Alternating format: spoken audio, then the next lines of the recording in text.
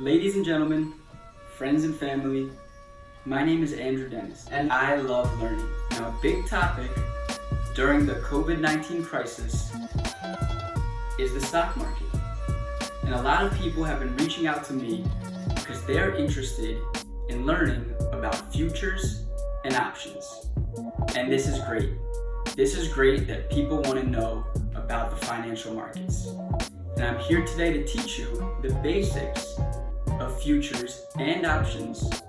But in order to do that, I need to start at the beginning. I need to start with the financial market as a great umbrella. So let's begin with that term, financial markets. Now, what do you think of when you think of the financial markets? Well, basically anything. Anything that involves securities. And what are securities? Securities are tradable financial assets. Now, the financial market can be divided into two distinct markets, the capital market and the money market. Let's go into each one of these markets. First, we can start with the money market. The money market is short-term securities, securities that are under 1 year. Some examples of money market instruments: CDs, BAs, repos, commercial paper. These are some examples of money market instruments. But the most common, one that is very important, is known as the T-bill or the Treasury bill. Now, T-bills are issued by the federal government. Anything that's issued by the Treasury, T-bills, T-notes, T-bonds, that is a Treasury instrument. They say that the T-bill is the risk-free rate, meaning it's the safest investment you could ever make. You could put your money under the mattress, but it's going to suffer because of inflation. Now, if you put your money and you buy a T-bill, then you will make a guaranteed little bit of interest. That's why they say it's the safest investment. It's not a very good investment if you're seeking return on your investment, but it is very safe. All of these money market instruments are under 1 year. Typically, they have a duration of 270 days. Now, most of these money market instruments are debt instruments.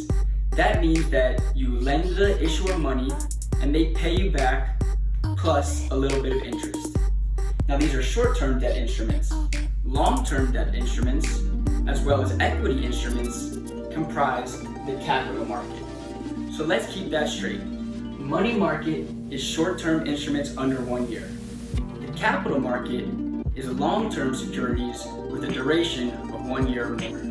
Let's look at how we break that down. We have debt and we have equity.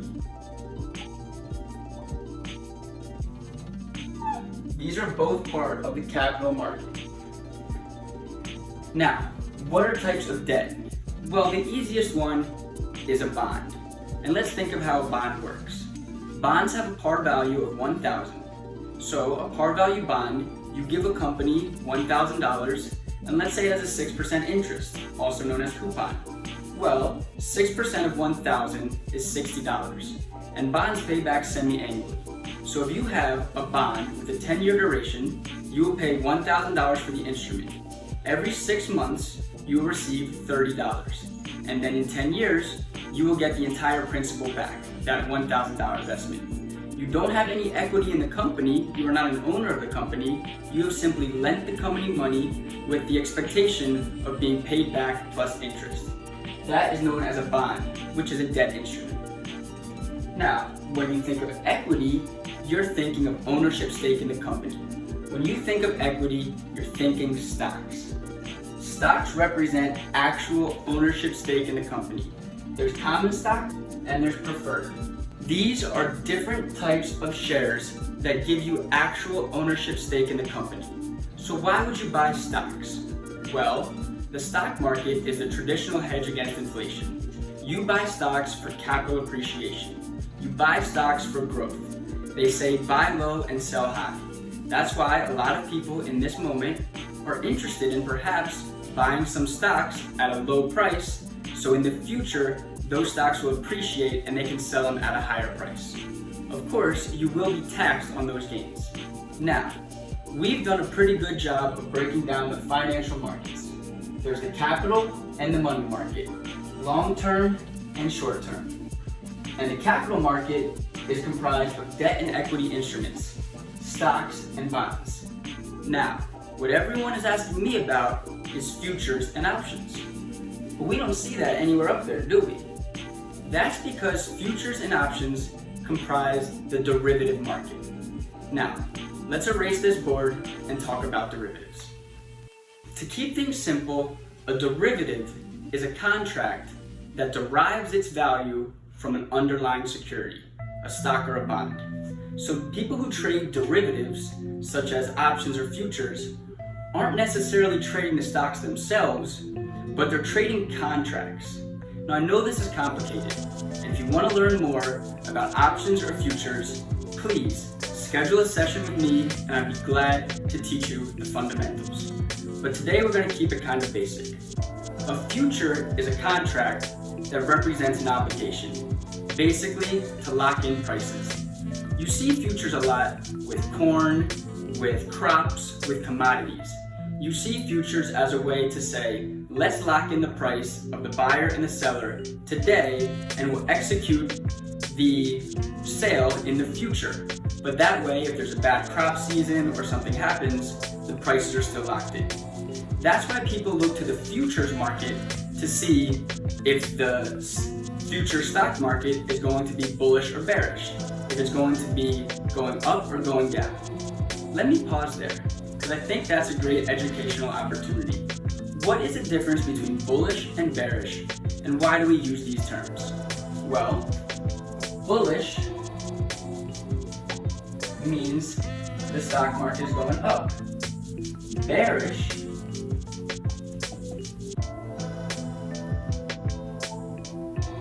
means the stock market is going down. And the reason that we use the term bullish is because when a bull attacks, it attacks like this. So a bull is going up. When a bear attacks, it attacks like that. So a bear is going down. Now, those market attitudes are very important for trading derivatives. And like I said, a future is an obligation.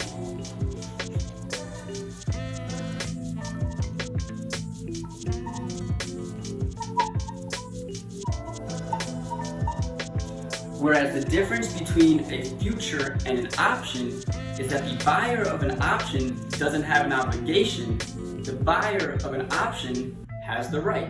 That's why it's called an option. The buyer of an option contract has the option to exercise only if that contract is profitable, or in the money, as the terminology goes. So an option. And this is the last thing I'll do. The textbook definition of an option. An option is a contract between two parties to buy or sell a security in the future at a strike price agreed upon today. Let me write that down.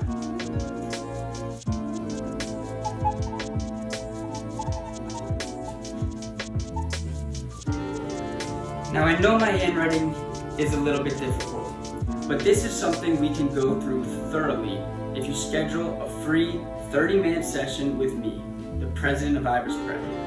I really hope that you found this lesson valuable and that we work together in the future. Thank you very much and have a great day.